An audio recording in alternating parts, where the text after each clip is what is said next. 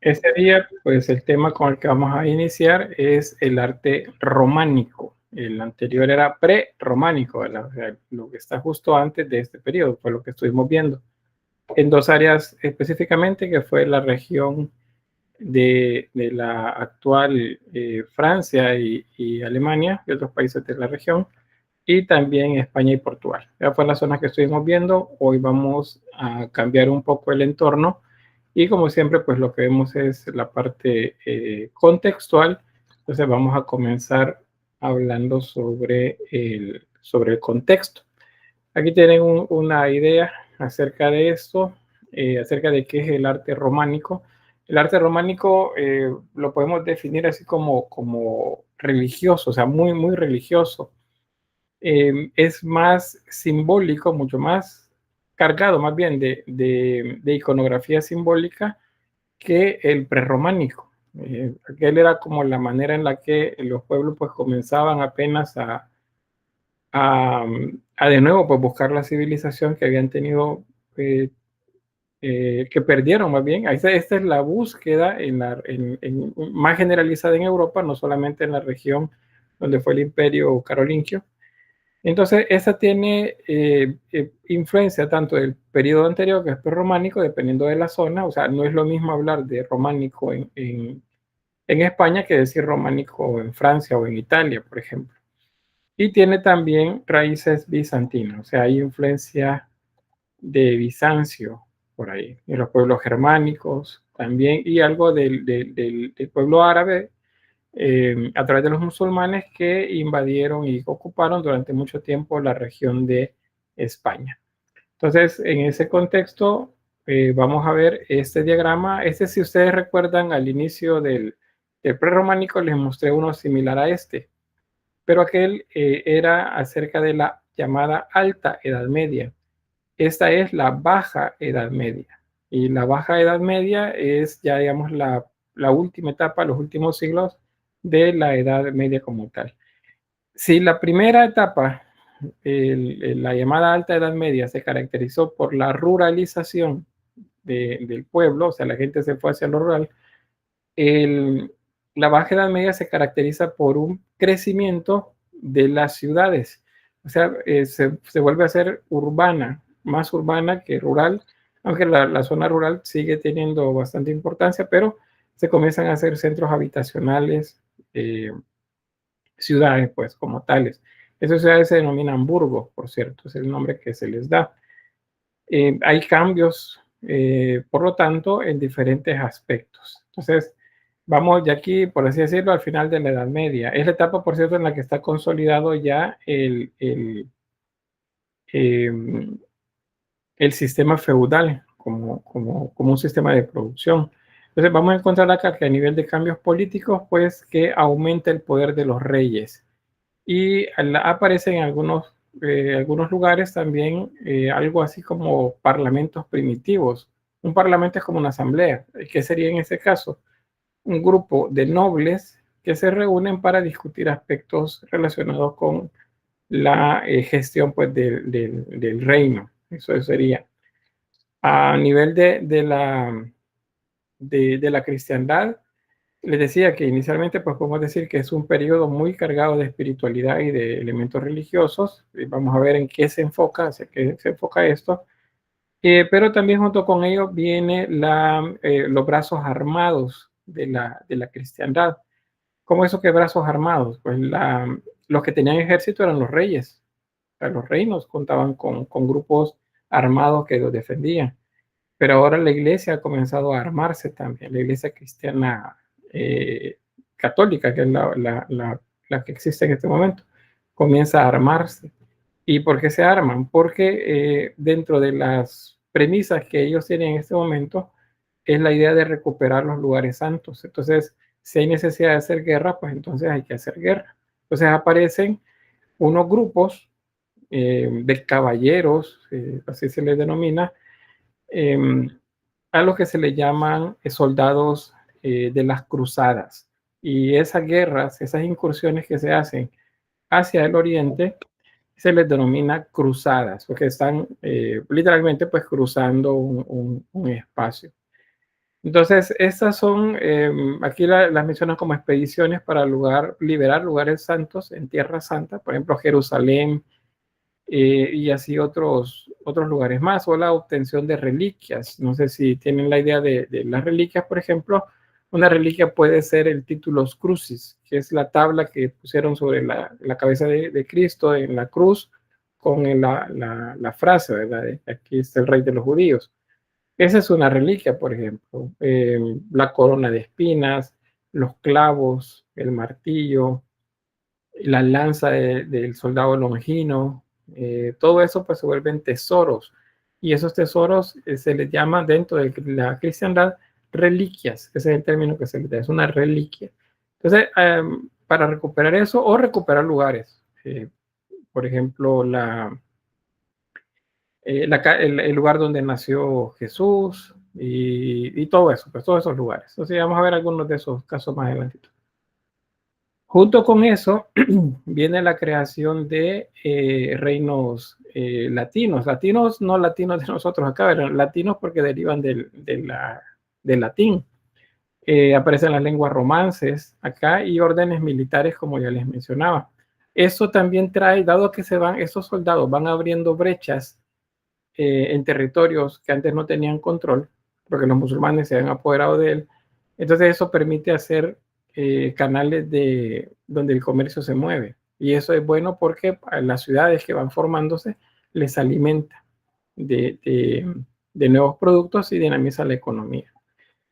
Quizás de esta de bueno, ya les voy a mostrar ahí mejor los cruzados, ahí les muestro, les digo una de las más famosas. Bien, la artesanía, el comercio, pues eso es de lo que mueve la economía en este momento, y las actividades culturales, artísticas, en el sentido de productos artesanales como tal, va permitiendo también que los artesanos se vayan especializando. Y junto con la especialización viene también la organización. Comienzan a organizarse en grupos estos artesanos. En el siguiente periodo, que viene después del románico, que es el periodo gótico, esos grupos de asociaciones, por así decirlo, de artesanos se convierten en gremios. Y los gremios son muy importantes en el desarrollo de la historia de las ciudades europeas. Y luego también aquí América pues tiene su réplica. Otro aspecto también sobre esto, si recuerdan los espacios que estableció Carlomagno para educar, que eran las catedrales, los conventos y las parroquias, esto pues lleva a que la gente se eduque mejor, especialmente la nobleza, ¿verdad? Como siempre, para el pueblo era la catequesis, era el adoctrinamiento, pero para las élites pues les permite conocer mucho más, y eso viene en el aparecimiento de las primeras universidades en Europa y las construcciones de grandes edificios religiosos, lo que llamamos catedrales. Para el siglo XIV, para el siglo XIV estamos, bueno, siglo XIII, siglo XIV, estamos durante el siguiente periodo, que es el gótico.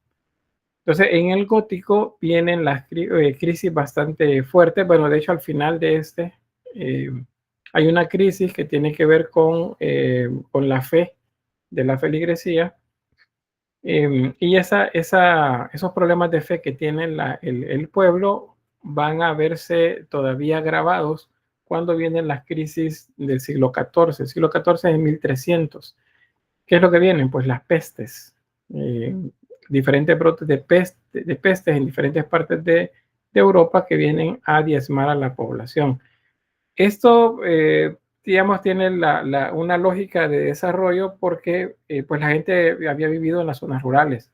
Cuando comienzan a organizarse los burgos, estas ciudades comienzan a crecer, pero crecen de manera descontrolada. O sea, no es un planeamiento como lo hacían los romanos. Y entonces hay problemas de agua, hay problemas con residuos de desecho, y eso es lo que trae plagas, roedores y otros problemas que vienen con los roedores también.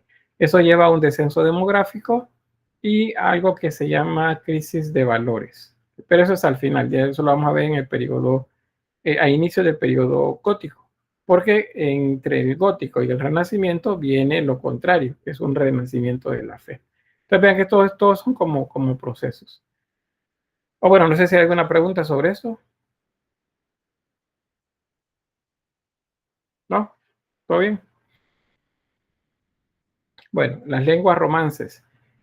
Las lenguas romances son las derivadas del latín y se llaman romances porque derivan de las lenguas que se utilizaba en Roma.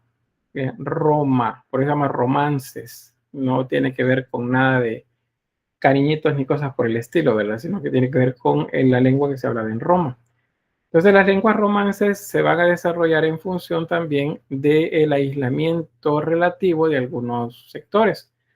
Eh, las montañas, por ejemplo, separan las vías comerciales que podrían acercar dos pueblos, entonces los aíslan, digamos, relativamente, y ese aislamiento hace que la gente comience a comunicarse de manera natural entre ellos, pero les resulte complejo comunicarse con alguien de otra región, que está al otro lado de la montaña, al otro lado del océano.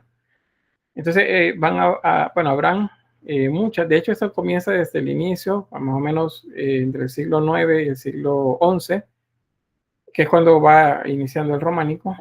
Y entonces, para esa época todavía en la zona centro-sur de la península ibérica, pues ahí está el califato de Córdoba. Todavía tenemos ahí a los musulmanes. Y los musulmanes pues tienen la lengua árabe.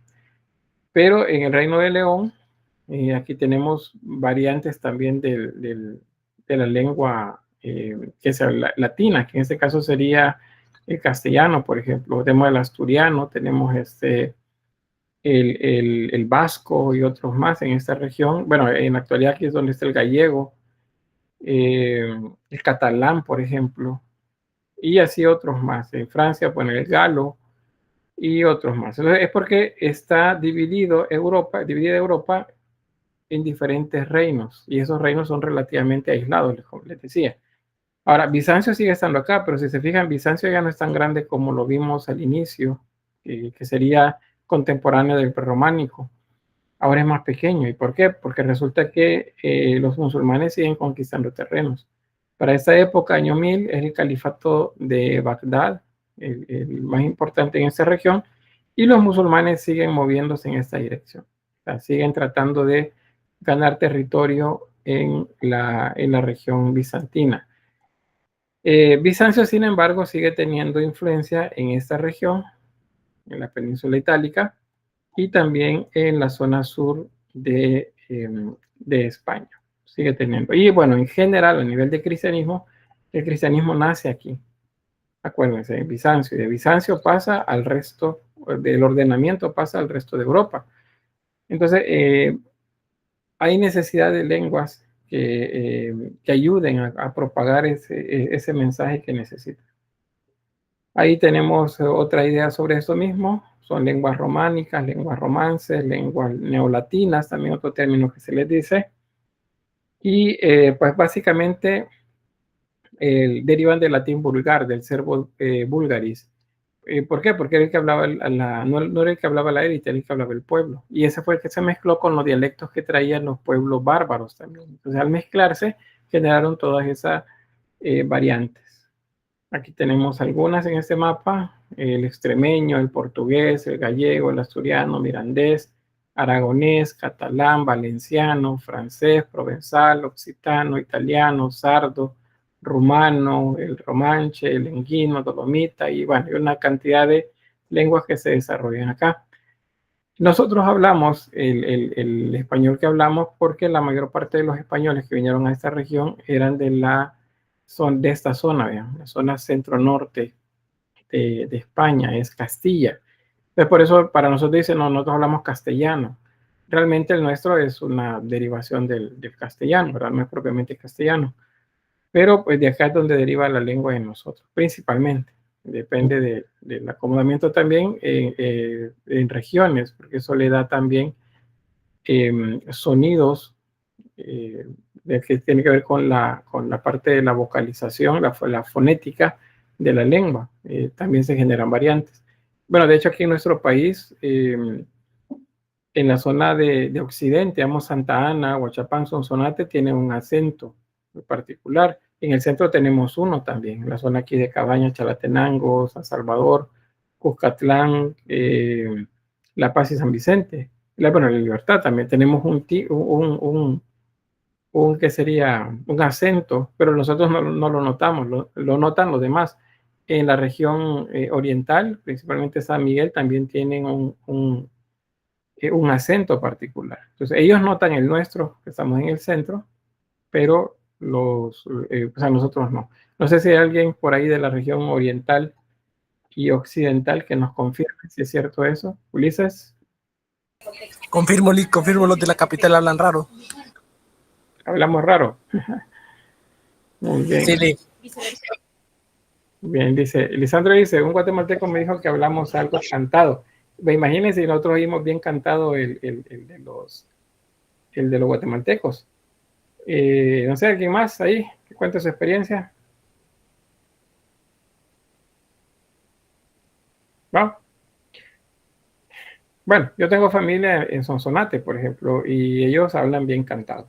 Y ellos dicen que nosotros hablamos cantado. Entonces yo creo que todos nos oímos armónicamente, ¿verdad? Pero sí, captamos esos acentos, se llaman acentos. Y bueno, imagínense en estas regiones. Entonces, ese aislamiento, ese ordenamiento en reinos fue lo que permitió que estos se fueran volviendo comunes a esos núcleos. Ulises, no sé si vas a decir algo más.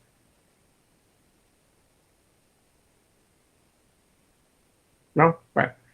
Entonces, bueno, esa es la época en la que se forman las lenguas romances. O sea, ya están básicamente establecidas. Y aquí lo que sucede es que se van a ir mejorando propiamente cada una de ellas. De esta época es el cantar del Mío Cid. No sé si alguien leyó este libro. ¿Sí? ¿Quién la...? Espérame. Joana dice, yo lo siento al revés, dice, siento que los de Oriente hablan cantado. Y bueno, esto dice Daniel, no, y Joana, ya va usted quién. Bueno, me imagino que Héctor. Y bueno, lo que sucede es que si no nos escuchamos, no nos oímos igual, nosotros tenemos acento. Lo que pasa es que les repito, nosotros no nos lo escuchamos. Y también igual una amiga guatemalteca me decía, es que los salvadoreños, cuando una llamada, por ejemplo, hice hace años, una persona con la que me comunicaba y me dice, no, yo sabía que eras. ¿Y por qué? Es que los salvadoreños tienen un cantadito para hablar. Y nosotros, ¿de dónde? La criatura. Si Ulises. Los de San Miguel no nos representan como orientales, no nos representan. Hablan con la J, nosotros no. Pero realmente es una variante la manera como habla. O sea, yo sé que no es todo Oriente, ¿verdad? Porque igual conozco gente de Morazán, alguien que era de San Francisco Gotera y tenía una manera diferente también un poco de hablar. La zona norte de San Miguel también tiene sus variantes. Igual hay palabras que tienen que ver con la lengua propia de ahí, que eran los pueblos originarios de la región, que eran los lencas. Entonces, todo eso tiene mucho que ver con cómo hablamos en la actualidad. Entonces dice, yo soy Sonsonate, dice Esperanza, y siento que hablo normal. Bueno, vamos a ver que ya platicamos así todos, nos reunimos y vamos a ver esos acentos, porque son acentos, realmente todos hablamos normal. Normal significa que hablamos según la norma, eso significa normal. Y la norma es esto, nos entendemos fácilmente porque reconocemos las palabras, la fonética y la estructura también gramatical de la lengua. Pero bien, vamos al cantar de Mío Cid. Vean, ¿alguien recuerda de qué trataba este libro? ¿Quiénes lo leyeron?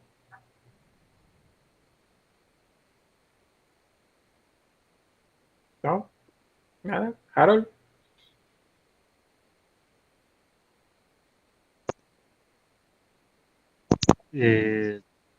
Yo personalmente no lo he leído, pero más o menos recuerdo, pero no sé muy bien si trataba sobre del género caballeresco de la época. Sí, es de la época de la literatura caballeresca. De hecho, es una poesía. Se llama poesía épica, se llama. Vamos a ver, Ulises. ¿No es uno que como que lo destierran del reino o algo así? Y que lucha por recuperar el honor político y toda esa onda y es de caballería. Muy bien, sí, estamos bien con eso. También dice Rafael Antonio, dice de vasallos, dice de recuperar terrenos conquistados por los moros, correcto. Eso cuenta la historia de pues una trampa que se le hizo, una treta que se le hace a Ruy Díaz de Vivar, el llamado Mío Cid campeador. Pues lo ponen en mal, como diría un buen salvadoreño, con el rey don Alfonso. Y resulta que el rey pues cree lo que le dicen, que entonces Mío Cid lo ha traicionado, lo ha afrentado, y entonces lo destierra. Acuérdense que destierro significa que no caben en ninguna casta, o sea, salen de la estructura y por lo tanto nadie le va a dar a apertura en ningún lugar. Entonces, él se va al destierro con su ejército, todas las personas, los soldados que le son fieles a él como general, como jefe, y comienzan las digamos, aventuras de él luchando contra los moros, como lo señalaba ahí Rafael, y luego dice Diana también, dice que involucra a cristianos. Ellos son cristianos que van buscando conquistar territorios, y el mío sí lo que hace es conquista, recupera tesoros o, digamos, saquean la ciudad como un castigo para los moros, recuperan la ciudad y luego esos tesoros, en lugar de quedárselos, se los envía, pues, reparte entre su gente, pero se los envía a el rey don Alfonso, para demostrarle pues que él no tiene ningún problema con él, sino que fue una treta que le hicieron en la que lo pusieron en contra del rey. Y trata entonces de esas luchas de reconquista de territorios bajo control musulmán. Hay unas versiones de este libro que están escritos más o menos en el español de la región propiamente. Y bueno, les voy a leer un poco por acá. Dice, fabló el rey don Alfonso, edicto Estarrazán, grado al creador y al señor San Isidro el de León, estos 200 caballos que me envía mi Cid, mi reino adelante, mejor me podrá servir. A vos, Minaya Albarfáñez, y a Pedro Bermúdez aquí, mando vos los cuerpos, podrada mientras servir, e vestir e guarnir vos de todas armas, como vos dijeres aquí, que bien parezquedes ante Ruy Díaz mi Cid, do vos 3 caballos, e prenderlos aquí, así como semejas, voluntad me lo dis, todas estas nuevas a bien habrán de venir. O sea, esto es un poema. En español castellano, cuando nos lo traducen y lo leemos, no suena así. Pero eso es un poema. Y ahora, ¿cómo es? Eso llegó a nosotros por una copia de un texto. El texto original no se conoce. Y se sabe que esto se recitaba, se cantaba en las plazas de los pueblos, cantando la grandeza del mío Cid. ¿Quiénes lo hacían? Un personaje al que le llaman juglar. Los juglares eran como personas que se movían de pueblo en pueblo con una guitarra o un instrumento de cuerdas y se colocaba en las plazas y comenzaba a cantar o a recitar un poema y la gente llegaba y bueno, le daba colaboraciones por dejarlos oír pues las historias que él traía. Entonces así es como se cantaba el poema. Por eso dice es poesía épica ese libro. Y nos atestigua pues esos cambios que tenemos especialmente en la región de España.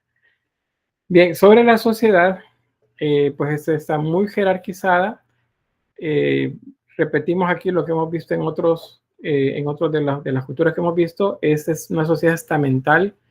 Los estamentos son cerrados, acuérdense, no se puede subir, pero vamos a encontrar una variante acá y es que hay un personaje que correspondería a esta sociedad que ha comenzado a crecer, ha comenzado a tener haberes, digamos, a ver cómo su patrimonio va creciendo. Sin embargo, no le dan apertura en las castas principales. Acá hay también una cierta pugna, digamos, entre el rey y el papa. porque el rey quiere tener el control básicamente de todo. Acuérdense que ya les había comentado, los reyes pues perdón, fueron colocados en el poder por el cristianismo. Los sacerdotes, los obispos, arzobispos o el mismo papa les daba el poder simbólicamente cuando les colocaba la corona. Y era como decir, Dios quiere que él sea el que gobierna, y luego ellos se consideraban ungidos por Dios. Entonces, resulta que ahora el rey, pues, piensa que eso ya pasó y ahora él puede decidir quiénes son los nuevos monarcas. Y no solo eso, ahora dice, yo quiero que tal persona, tal personaje dentro de la vida de la sociedad estamental alta, la nobleza, sea, por ejemplo, un arzobispo. O sea, él quiere ahora decidir a lo contrario, ¿verdad? ¿Quiénes son los líderes dentro de la iglesia? Y eso genera conflictos con toda la estructura religiosa. Dentro del clero tenemos el Papa como máximo líder, bajo de él el clero alto, aquí tenemos arzobispos y obispos. Luego en el clero bajo, ahí están los sacerdotes que son seculares, o sea, los que están en las parroquias, los que tenían contacto con la gente, y los regulares, que estos son religiosos, no sacerdotes, sino que aquí el término es monjes, que se dedican a una vida de contemplación y encierro, y de oración también. Esos son, por eso se llama regular, porque están sujetos a reglas así como más estrictas. En medio bueno, del lado de la nobleza tenemos la alta nobleza, donde están los más cercanos al rey, y la baja nobleza, principalmente caballeros, que ostentan pues títulos también. En medio de ellos, si se fijan, tenemos a un personaje acá. Y sigue estando dentro del sector amarillo, que es ¿cómo se llama? El grupo que no tiene privilegios. Este se llama burgués, el señor burgués. Representa la burguesía, entonces, como grupo social. Ese tiene riqueza, porque la riqueza que pudo acumular acá, trabajándole a los nobles más altos, por ejemplo, a la iglesia, o los mismos campesinos, le hizo tener mucho dinero, pero no tiene poder político. O sea, ese no lo dejan gobernar. Y eso más adelante en el gótico va a representar problemas también entre él y tanto la iglesia como ellos. O sea, entonces comienzan a pelearse quién es el que manda. Tenemos los artesanos, los campesinos y los que pues no tenían nada y básicamente mendigaban por tener alimentos. Esos corresponderían a la gente del nivel más bajo, de la casta más baja. Bueno, ahí tenés los datos sobre esto que les acabo de mencionar. La nobleza y el clero eran privilegiados, estos no pagaban nada, a ellos había que pagarles, a la nobleza se les pagaba tributo, impuestos, y a la iglesia se le pagaba por servicios que daba o que ella solicitaba también, con el sentido de que, miren, denme eso y yo les voy a garantizar un poco de cielo. Entonces, eso se estaba haciendo ya acá. Y bueno, ese que es tercer estado son, o estado llano, son los no privilegiados, acuérdense, los que no tienen los privilegios y tienen que trabajar, pero entre ellos aparecen los burgueses. Tienen dinero, pero no tienen poder político. Los burgos, entonces, que son las ciudades donde viven los burgueses, no, yo sé que burgués es una palabra que en la actualidad tiene un sentido diferente, pero en esa época, si decimos burgués, es una persona que vive en un burgo, así como un villano es el que vive en la villa, un aldeano vive en las aldeas. Entonces, el que vive en los burgos son burgueses. Ahora, aquí había de todo, no todos eran económicamente, así como muy llenos pues, de riqueza. Y estos burgos eran amurallados, porque pues hay problemas con otras ciudades, con otros burgos, y pues hay guerras también acá. Entonces era fácil aquí, pues se cerraba y ellos quedaban ya, aunque estuviesen sitiados, pues lograban mantenerse acá luchando. Las catedrales se construyen dentro de los burgos, pero todavía hay iglesias rurales. Esas no desaparecen al 100%. Por eso hay iglesias pequeñas románicas en regiones alejadas de las ciudades. Eso sería en aquella época, pues fue la época rural. Luego, sobre religión y política, aquí vamos a encontrar, o sea, el periodo románico es muy religioso, de mucho simbolismo religioso, pero atrás de eso que vemos en el arte hay crisis, especialmente, perdón, la, con la nobleza. Y bueno, yo les voy a mencionar tres, hay muchos más, ¿verdad? No son los únicos, pero tres que nos ayudan a entender cómo es que esto va generando las situaciones que van a desembocar dentro de unos 200, 300 años en la separación de de la iglesia cristiana. Entonces, lo primero es la llamada investiduras laicas. Y esto es básicamente, la investidura laica es que el rey quiere decidir sobre los aspectos de la religión. O sea, el rey quiere decir quién es el que debe convertirse, por ejemplo, en un obispo, o aún quiere determinar quién es el papa. Ese es. Bueno, había una pregunta ahí o algo. La pregunta era, dice Isaías, a esos juglares se les conoce como bardos. Creo que sí son esos también, los bardos, que también pues, se dedicaban a lo mismo, a entretener y en las plazas. Bueno, regresando acá.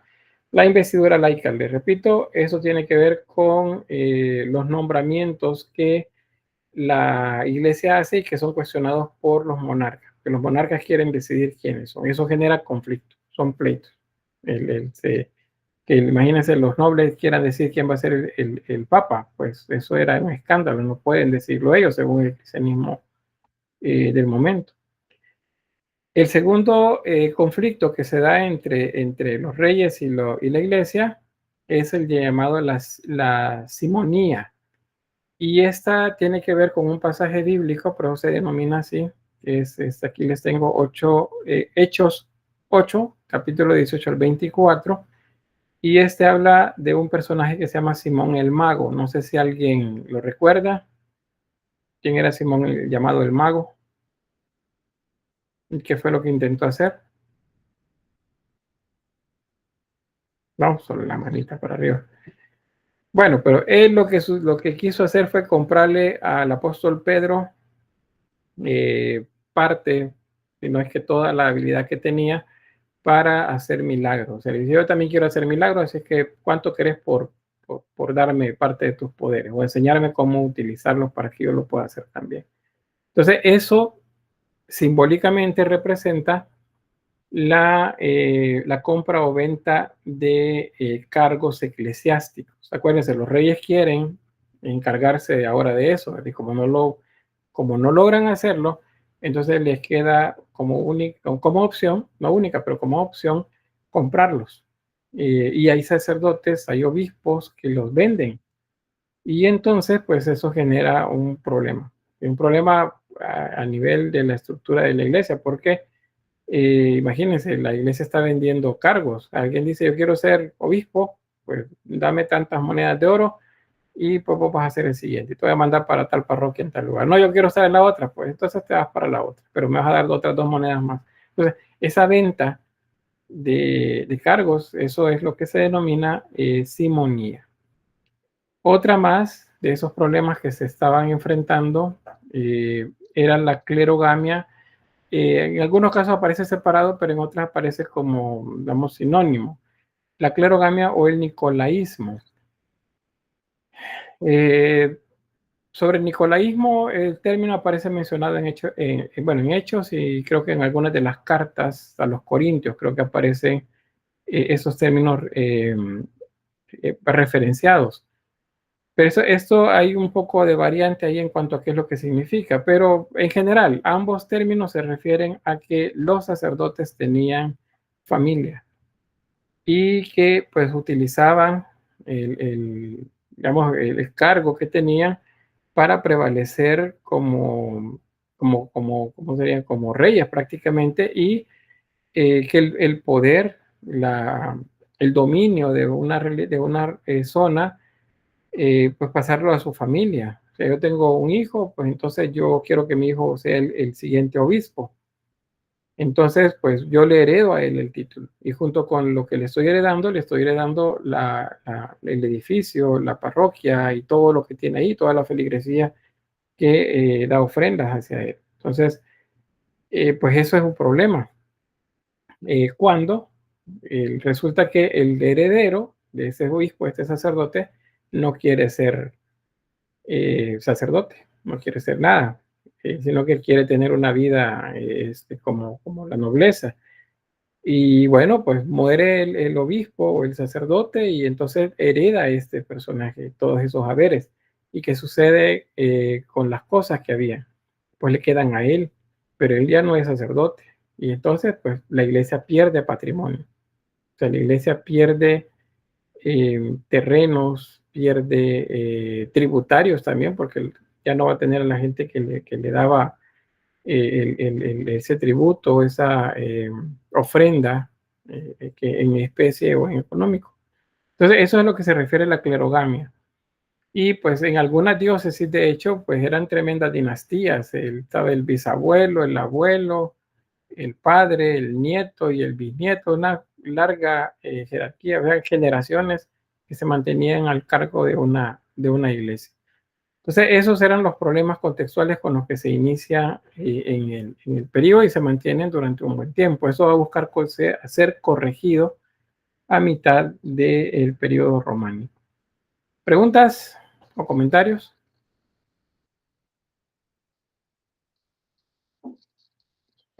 ¿No? Bienvenido, bastante silencio. Bueno, en medio de eso también viene la parte de las cruzadas, se llaman cruzadas, es estas gestas que se hacían de un lugar a otro tratando de recuperar tesoros o reliquias del cristianismo, y eso permitió generar también caminos de comercio entre el oriente y el occidente más fácilmente. Entonces, Bizancio, el imperio musulmán también fueron lugares a los que se llegó con ellos. Los más conocidos quizás son los que se llaman templarios. No sé si han oído hablar de ellos. Los templarios, tampoco. Bueno, se le llama templarios porque el nombre completo de la orden es los caballeros del templo de Salomón. Entonces, por eso se llama templarios, el templo. Y ellos fueron de todos los ejércitos que hubieron, el que más tuvo riquezas a la vuelta de esas incursiones que hicieron. De hecho, por eso alimenta mucho las leyendas, y yo soy claro en eso, leyendas que hay alrededor de los templarios, que hablan acerca de que descubrieron secretos del cristianismo que para que no los dijeran a nadie, entonces la iglesia les pagó, les dio mucho dinero para que guardaran silencio sobre eso, porque de repente pues eran muy influyentes y muy importantes a nivel de Europa. Eran tanto que un rey francés pues los consideró peligrosos, muy peligrosos, y entonces mandó a matarlos a todos un viernes 13. Y por eso el viernes 13 pues se considera malo o de mala suerte, porque pues un viernes 13 fue que sucedió la matanza de los caballeros templarios. Pues algunos dicen que sobrevivió más de alguno de ellos y ellos pues siguieron haciendo lo que habían hecho hasta ese momento, que era cuidar los secretos. Uno de esos secretos era el Santo Grial. Según lo que nos ha dicho la leyenda, ¿verdad? Es que es una copa, pero pues, muchos dicen que no es una copa. Más bien se refiere a la línea de sangre pura que viene desde Sara, la hija de María Magdalena. Y bueno, y Jesús, según la leyenda. Ellos pues son los que cuidaban eso. Y ese era, se supone, el secreto que ellos descubrieron. Y por eso pues la iglesia les pagó mucho dinero, según las leyendas. Si vieron el Código da Vinci o leyeron el libro, pues a eso es que hace referencia. A eso que acabo de mencionar. Bueno. Ahora, todos los problemas que les mencionaba, esas guerras que están existiendo, que se están dando, tienen pues, algún tipo de repercusión. De élite de la iglesia, como es una época también en la que se está trabajando filosóficamente todavía en las bases de fe, entonces resulta que muchos dicen, miren, eso no debería ser así y hay que corregirlo. Entonces hay una reforma que se hace que tiene que ver con el Papa Gregorio VII y por eso se le llama a esa reforma que viene con un documento que él redacta que se llama Dictatus Papae. A esa reforma se le llama reforma gregoriana. Y la reforma del Papa lo que busca es mejorar las condiciones en las que se está desarrollando tanto el ejercicio de la fe por parte de los ministros, en este caso son sacerdotes, obispos, etcétera, como también uniformar lo que se hace, porque como están separados, digamos, en España hay grupos, por la distancia pueden haber tres diferentes que lo hacen con ritos no iguales, sino que pues diferentes entre ellos, igual en Italia, igual en Francia. Entonces el Papa lo que quiere es uniformar y también dentro del conflicto con los monarcas y con los reyes, pues garantizar que sea la iglesia la que cumpla pues los preceptos con los que fue constituida y que no deje que los monarcas le digan qué hacer. Bueno, las cruzadas, lo que les mencionaba, bueno, luego la relación de la iglesia y el poder, hay una orden que es la de Cluny y ellos tienen como una manera, perdón, de hacer las cosas y pues los monjes de esta orden comienzan a formarse de manera diferente que el resto de sacerdotes. Ellos deben ser autosuficientes, deben irse a las zonas rurales, deben apartarse y deben dedicarse a la contemplación, a la lectura y el aprendizaje de los aspectos relativos a la fe.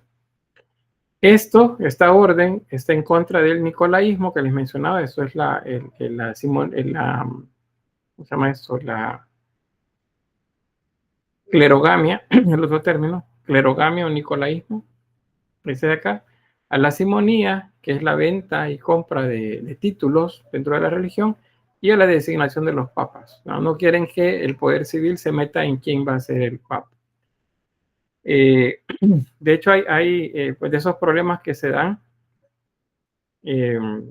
durante este periodo, es que se establece, por ejemplo, un ordenamiento para cómo elegir al papa, porque resulta que quieren elegir al papa y lo que hacían era que los cardenales, que es un cargo superior del arzobispo, se reunían y entre ellos pues elegían al sucesor. Eso lo siguen haciendo todavía. Pero lo que sucede es que pues por problemas entre ellos y por intereses políticos, cada quien jalaba según sus intereses. Digamos, alguien de la región de Germania quería que el papa fuera de esa zona, alguien de la zona de la Hispania quería que fuera de esa, de las Galias que fuera de su lugar, de las regiones de Italia querían que fuera de ellos, o en Bizancio también querían que fuera alguien que pudiesen ellos tener como más contacto. Y entonces pasaron los meses y no elegían el sucesor.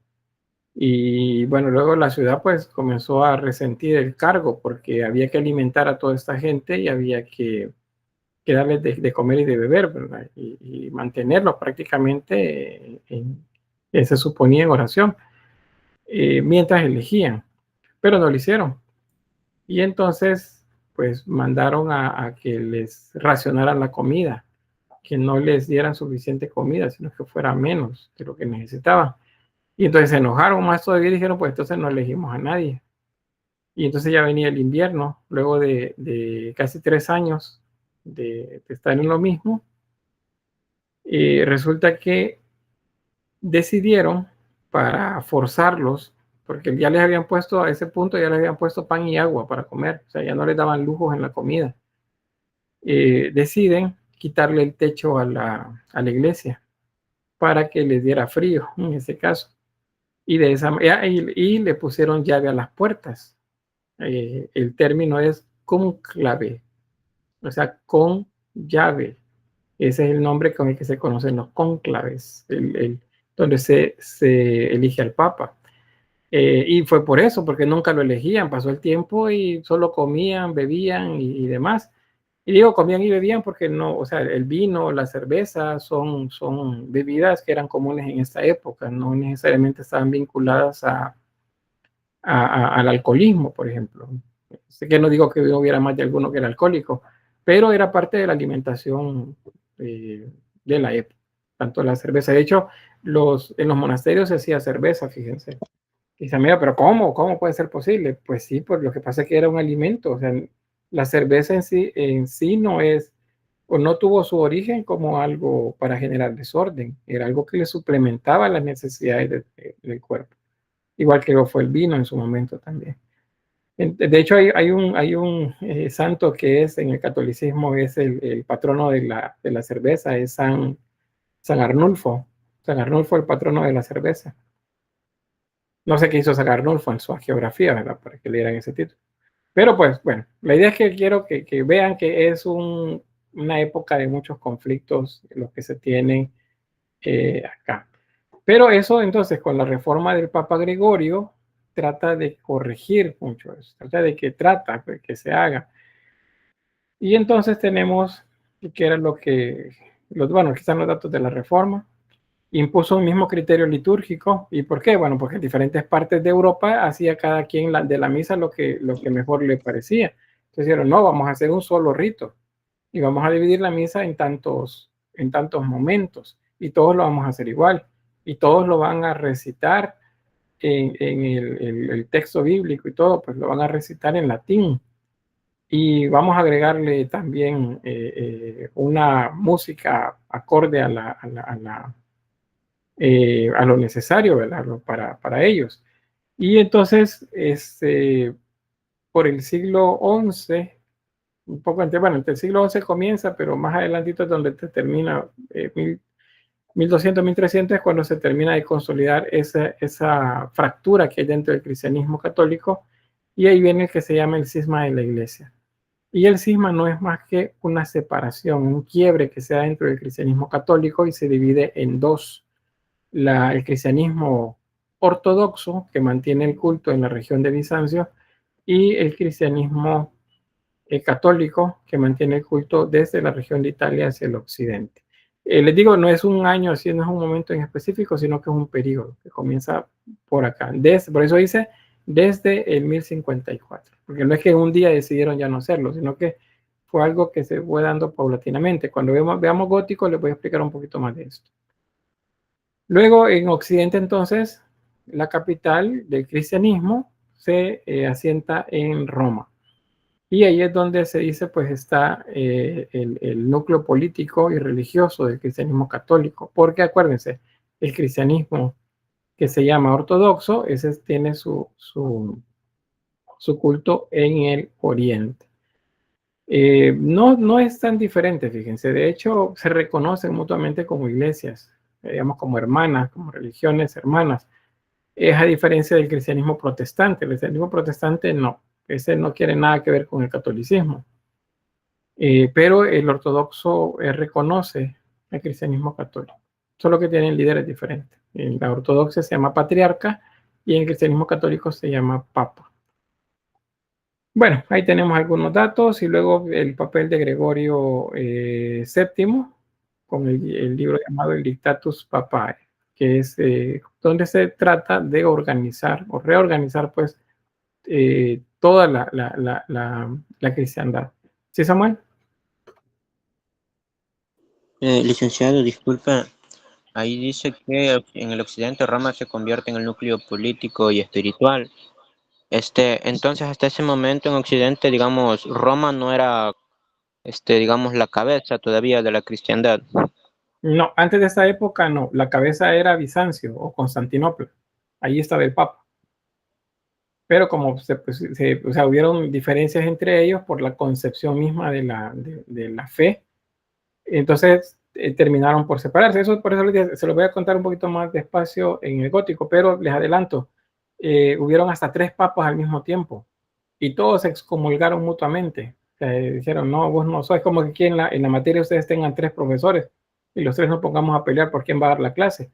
Entonces, algo así sucedió, 3 papas al mismo tiempo y todos comulgándose mutuamente.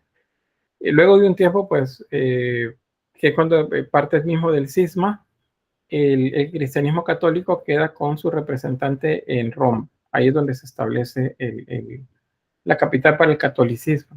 ¿Sí, Samuel? Licenciado, disculpe, sé que no tiene mucho que ver con el tema, pero ya que hablamos de Papa y Patriarca, ¿nos podría decir, más o menos cómo surge la figura del Papa?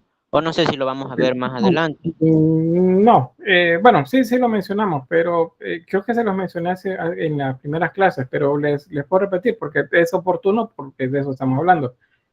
Vea, eso tiene que ver con la tradición, y la tradición desde la época de los apóstoles. No significa que desde que los apóstoles se quedaron ya sin la figura de Cristo, según lo que relata el texto bíblico, porque acuérdense que eso no es histórico, significa que ya se hacía, sino que luego que Pedro fue martirizado, se eligió a un representante para que tuviera la posición que tenía Pedro, que era, digamos, el máximo referente del cristianismo. ¿Por qué fue Pedro? Porque en algún pasaje bíblico, pues Jesús le dice, creo que es cuando le dice, Pedro, ¿me amas? Pedro, ¿me amas? Y Pedro ya poco molesto le dice, sí, estoy diciendo que sí, porque cada vez le decía, apacienta mis ovejas, apacienta mis ovejas. Entonces le dice, yo te digo que tú eres Pedro y sobre esta piedra edificaré mi iglesia, según el relato, ¿verdad? Entonces, se entiende en la tradición de aquella época que Pedro es el delegado que deja Cristo en una posición, digamos, de autoridad sobre el resto de la cristiandad, bueno, de los seguidores de él. Todavía le dice, todo lo que atares en la tierra será atado en el cielo, y todo lo que desatares en la tierra será desatado en el cielo. O sea, le está diciendo que tiene poder. Por eso se dice que él tiene las llaves de tanto del infierno como del cielo. Eso es más reciente, ¿verdad? No es de esta época, pero así se entiende en la actualidad, al menos así se dice en la actualidad. Entonces, los sucesores realmente en los siguientes 200 años después de Cristo no fue así, sino que se elegían después que los apóstoles habían muerto por martirio, que creo que solo uno de ellos no murió martirizado. Los siguientes líderes es a los que se les llamaba ancianos. O sea, eran personas que a lo mejor los habían conocido a los apóstoles, habían estado cerca y tenían un conocimiento mayor. Y luego otros más y otros más. Entonces, dentro de los ancianos había uno que era el que los coordinaba, digamos, el máximo referente. Ese es el que se considera ya en la tradición católica papa, los primeros papas. Pero los primeros papas es Pedro, luego sigue otro y así, no recuerdo los nombres de los primeros. Pero pues así es como se fue estableciendo ya a nivel de tradición, porque la Biblia no lo dice explícitamente de esa forma, sino que es por tradición. El liderazgo en los primeros siglos del cristianismo no era el papa, era era un anciano, así se le llamaba, un anciano, y era el que llevaba la palabra principal, y todos los demás pues acudían a él, porque se suponía era el que más sabía. Y él sucedía en posición el más anciano, y así en adelante. En el cristianismo ortodoxo, en la actualidad, ellos no, su máxima figura no es el papa, ellos es el patriarca, se llama. Y el patriarca es el más anciano de todos los patriarcas ortodoxos. Y así de esa manera se elige. El siguiente, cuando este muera, el siguiente patriarca va a ser el más anciano. Y ahora, este reconoce la autoridad del papa y el papa reconoce la autoridad del patriarca. Eso es porque dentro del catolicismo hay más o menos 5 ritos diferentes. Y esos 5 ritos, pues, son reconocidos entre ellos. O sea, es la misma iglesia con ritos diferentes. La copta, la armenia, creo, la ortodoxa, la católica, y no me acuerdo cuál es la otra. Son como 5 modos. Entonces, así es como aparece. Ya para esta época, ya se hacía eligiendo entre los máximos, entre la élite, se elegía pues entre ellos quién iba a ser el siguiente sucesor, porque eso era poder, y por eso es que algunos de estos papas que tenían familia le heredaban a su hijo el poder, porque era una manera de garantizar la continuidad de poder en su familia y de todo lo que tenían a su alrededor, o sea, muchas riquezas, mucho poder sobre los demás. Y por eso es que hay papas que, bueno, las familias papales, hay 4 o 5 de la misma familia. Y bueno, así, eso se comenzó a corregir ya del Renacimiento en adelante. Ahí es donde, cuando viene la llamada contrarreforma. No sé si estamos bien ahí, o hay algo más, o algo que quisieras compartir. ¿Sí, Samuel? Entonces podríamos decir que la figura del Papa como tal, digamos que al principio Pedro tuvo cierto papel, digamos, como un poco más protagónico, y luego eso se fue, digamos, fue avanzando hasta que finalmente se terminó convirtiendo en una figura que era como la figura líder, digamos. O sea, que digamos que al principio no era así, pero era, sino que se convirtió en algo, como en una institución, digamos. Sí, ya se institucionalizó. Ahora, el término papa, por ejemplo, es como se le llamaba al sacerdote. Bueno, los cristianos católicos sabrán cómo se le dice al sacerdote, ¿verdad? ¿Cómo le dicen al sacerdote? ¿Alguien sabe Padre, cómo le le dicen? dicen. Padre, correcto, padre. ¿Por qué? Porque se considera que está en un nivel arriba de nosotros y él nos da consejo y nos cuida, ¿verdad? Entonces, el caso del papa, el término se refiere a eso, papá. O sea, así se veía, de esa manera se veían los primeros líderes máximos, como un padre para el resto de la feligresía. Y por eso se reconocía la autoridad de él en función de la sabiduría del conocimiento de todo lo referente al cristianismo. No les puedo decir, miren, desde el principio, cuando murió Pedro, hicieron un cónclave para elegir al siguiente. Eso no sucedió así, sino que la sucesión fue primero por ancianos y más adelante eso se fue institucionalizando, como bien lo decía Samuel. ¿Sí, Samuel? Ya la última pregunta, licenciado, después cuando uno se pone, digamos, como a estudiar un poco de historia de la iglesia y con todas estas clases que hemos estado teniendo, creo que surgen varias dudas sobre el cristianismo, pero no sé, digamos, usted si nos pudiera decir lo que usted percibe, lo que usted ha estudiado, cómo era el cristianismo más primitivo, digamos. Yo entiendo que hubieron diversas ramas, digamos, dentro del cristianismo primitivo, pero antes de que el cristianismo, digamos, se institucionalizara, aparecieran diversas ramas, así propiamente dicho, ¿cómo era el cristianismo más antiguo? No sé si nos pudiera decir eso. Bueno, bueno, ustedes no llevaron la materia conmigo, ¿verdad? Porque el tema está bien, lo desarrollé en el paleocristianismo, pero pues igual, pertinente también como lo preguntas, pues la palabra es comunidad, así era el cristianismo de su origen, eran comunidades. Y por eso es que en la izquierda política, en la actualidad, varias veces Samuel dice, no lo llevamos, sí, no, les recordaría. En la izquierda política, en la actualidad, dicen, de hecho, hay una canción de los Guaraguao que dice, así lo dijo Jesús, nuestro primer camarada. Camarada es un término que se utilizaba para hablar del compañero en el comunismo. ¿Y por qué? Porque resulta que en su origen el cristianismo es comunista, pero no comunista político, así como lo plantearon ya en el siglo XIX, sino porque era enfocado en el desarrollo de la comunidad. Por eso ahí dice, ustedes lean en Hechos de los Apóstoles, no sé qué otros libros ahí, creo que en las cartas también los mencionan, en las epístolas, dice, todos vivían en comunidad. De hecho, en los relatos que se ponen en boca de Cristo en los evangelios, dice, bueno, viene este joven rico y le dice, ¿qué puedo hacer? Y le dice, ¿qué es lo que tiene que hacer? Y yo todo eso ya lo hago. Entonces, bueno, entonces vende todo lo que tienes, da lo que tienes a los pobres, en este caso entendida la comunidad, y entonces sígueme. Entonces, lo que hacían era, si alguien se convertía con mucha riqueza, entonces daba la riqueza a estos líderes, a estos ancianos, y ellos lo repartían entre todos, porque era para la comunidad. Entonces, el cristianismo es eso, una comunidad en el que se compartía el pan y el vino, que es lo que aparecía como tradición luego de la última cena.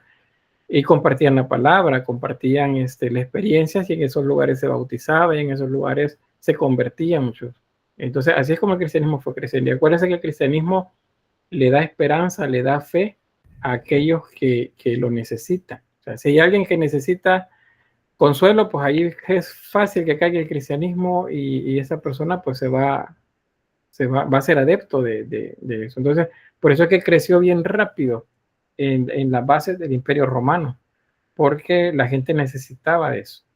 Yanira, dígame. Sí, que por eso también le decían que el primer comunista en el mundo fue Jesús, ¿verdad? Porque se ponía en práctica todo lo que él pues realmente hizo durante el tiempo, sus enseñanzas, toda su práctica, ¿verdad?, religiosa que hubo con la comunidad y cómo unía a los pueblos y daba su palabra. Entonces decían que el primer comunista había sido él. Sí, muy bien. Pero comunista entendido como, digamos que comparten comunidad, porque esa es la palabra, comunidad. El comunismo se supone que es para compartir en comunidad, pero el comunismo político no hace eso. Esa es otra cosa. En el siglo XIX e inicios del siglo XX. En la actualidad, o sea, realmente se llegó más bien a un socialismo. Y este siglo hablan del socialismo del siglo XXI, que fue una bomba en los primeros años de este siglo en Sudamérica principalmente. Pero pues, o sea, no funciona, al menos todavía. Y el capitalismo, que es el sistema económico actual, que es el que, digamos, trabaja en la actualidad, no digo que fue el que triunfó, pero el que trabaja, el que funcionó, igual, ese es el siglo XIX en adelante. O sea, no tenemos mucho de esto. Probablemente ni siquiera sea el comunismo el que va a superar al capitalismo. Probablemente sea otra revolución económica la que venga por ahí. Pero bien, pues siguiendo lo que Samuel preguntaba, solo para puntualizar eso y pasamos. Resulta que ¿cuándo cambió eso? ¿Cuándo cambió eso de compartir en comunidad? Pues cuando la élite romana comenzó a meterse. Porque acuérdense, los romanos tienen una estructura bien determinada, en la que la figura de la mujer estaba apartada completamente, porque pues son sistemas patriarcales, y de hecho los griegos también, porque el cristianismo se desarrolla en territorio griego bajo dominio romano, romanos, griegos, egipcios, pueblos árabes también de esa región, pues son los primeros que se convirtieron al cristianismo. Entonces es principalmente en ese momento, cuando Roma comienza a tener un poco más de control, que eso cambia. Y cuando Roma definitivamente se convierte el cristianismo en la religión oficial del imperio, entonces ya no todos somos iguales, ya no estamos sentados en la misma mesa, bueno, en el suelo todos. Ahora no, ahora hay una estructura que coloca al líder en la parte alta y luego diversos líderes hacia abajo en una jerarquía hasta llegar al pueblo que está en la base. Y eso es el cristianismo católico en su origen. Luego lo siguió, vino la ortodoxia cuando se separa en el cisma de la iglesia y mantiene la misma estructura. Y luego vienen las reformas protestantes y mantienen la misma estructura. O sea, no me van a decir que el cristianismo protestante es diferente. Es igual, hay una élite y el pueblo está abajo. Creo que les decía ayer, creo que fue, no sé si fue ustedes, que si yo quiero un carro y le digo al líder, quiero un carro, entonces bueno, vamos a orar, hermano, hay que orar para que ese carro venga. Pero si el líder dice, miren, quiero un carro, entonces dice, miren, quiero un carro, azotando y que no suene. Si no suene, no hay bendición. Entonces, ¿por qué él tiene que darle dinero y a mí no? Si estamos pidiendo lo mismo. Entonces, porque hay una jerarquía, ya no todos somos iguales. El cristianismo no, aunque eso es lo que se predica, no funciona así. Pero se siguen manteniendo aquellos parábolas, aquellos textos que se mencionan, aquellos pasajes bíblicos en los que ponen, por ejemplo, el caso del leproso a la par de aquel rico, que ni las migajas le daba a él, que estaba ahí agonizando, queriendo comer y beber algo. Pero cuando mueren, el que goza, el que tiene todas las riquezas ahora, es aquel que sufrió, mientras que el rico ahora va a estar condenado. Entonces, eso es, ustedes sufran ahora, porque la riqueza va a ser cuando mueren. Eso es lo que va en el discurso. Pero bien, ahí no sigo porque después terminamos peleando. Bien, no sé si hay otra pregunta más. Bueno, dice Samuel, dice, en el famoso evangelio, dice, de la prosperidad, una parte, ¿qué dice? una, para toda la cristiandad y fuerte dice condenado en la Biblia. Sí, es bien triste, dice, una lástima, correcto, porque no, o sea, hace 2000 años la situación era diferente, pero hace 1700 años la situación comenzó a cambiar, y hace 1000 años aproximadamente la situación ya fue diferente, y hace 500 años, 300 años, pues la situación cambió todavía más. Y es lo que básicamente, y ahí es más cercano a lo que conocemos del cristianismo. Bueno, voy a avanzar con esto porque ya casi es hora de la prueba. Quizás voy a quedarme por acá. Vamos a seguir la otra semana con esto. Vean que esto se pone interesante. Hay algo que quiero que averigüen. Eso es para la otra semana, para el día miércoles. Quiero que averigüen esto. Escríbanlo por ahí. Se llama milenarismo medieval. Averigüen sobre esto y bueno, sobre el término milenarismo y milenarismo medieval. Eso es particularmente. Pero en general averigüen qué es milenarismo. Bien, voy a detenerme entonces por acá. Y bueno, tengo la grabación. Porque el video no lo puedo poner, porque no, después YouTube se enoja.